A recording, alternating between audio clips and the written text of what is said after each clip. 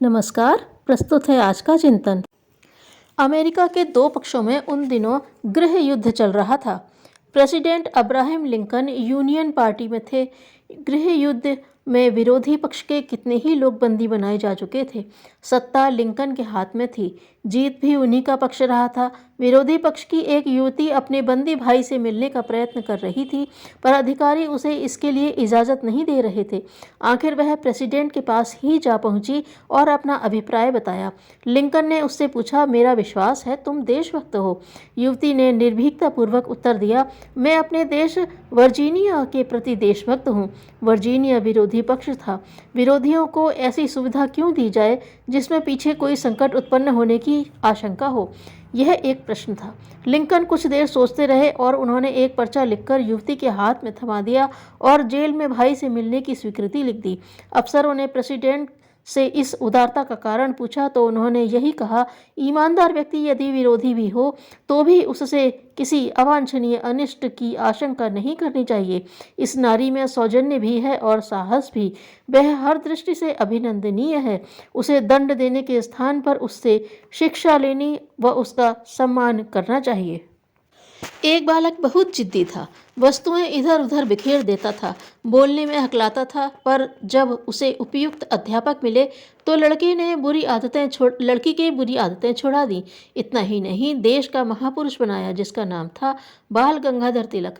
यदि यह प्रयास करने के लिए अध्यापक उद्यत न हुए होते तो एक प्रतिभा समाज के समक्ष न आ पाती। लगभग यही बात नारी समुदाय पर भी लागू होती है। उसकी वर्तमान परिस्थितियों का कारण है अनगढ़ से सुगढ़ बनाने हेतु अभीष्ट पुरुषार्थ का अभाव। किसी को कुछ देने के लिए लोग भगवान की निंदा कर रहे थे और उसे पक्षपाती ठहरा रहे थे। सुन रहे थे कोई दार्शनिक। वे लोगों को साथ लेकर खेतों पर गए।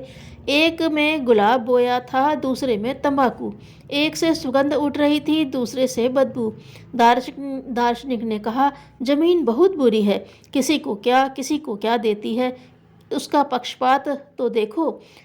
लोग बोले, नहीं, यह धरती का पक्षपात नहीं, बोने वालों के कृत्य का फल है। हंसते हुए ज्ञानवान ने कहा, भगवान की यह सृष्टि एक प्रकार का खेल है। उसमें परिस्थितियों का जो जैसा बीज बोता है वह वैसा ही काटता है। नारी को हे स्थिति में रखने का दोष भी समाज को जाता है। समाज रूपी खेत में जैसी परिस्थितियां बनती हैं वैसे ही मनुष्य जन्म लेते हैं। नारी की अनगढ़ता उचित स्तर के प्रयासों के प्रति मूर्धन्यों की निरुत्साहिता का ही परिणाम है। स्टालिन कहते थे कि स्त्रियों को चिरकाल के उपरांत मानवोचित अधिकार मिले हैं। उस उत्साह में उनका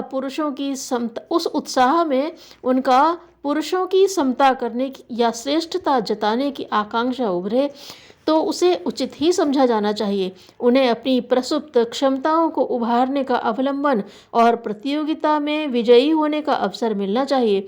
किंतु इतना ही पर्याप्त न होगा। उन्हें 2 कदम आगे बढ़कर यह कार्य विशेष रूप से अपने कंधों पर लेना चाहिए कि वे नई पीढ़ियों को प्रतिभावान बनाएं। नई पीढ़ी ही राष्ट्र की सच्ची संपदा है। उसी की प्रगति पर सबकी प्रगति निर्भर है। इस कार्य में स्त्रियां सदा पुरुषों से आगे रही हैं। इन दिनों तो उनकी भूमिका इस दिशा में और भी अधिक अग्रगामी होनी चाहिए। धन्यवाद।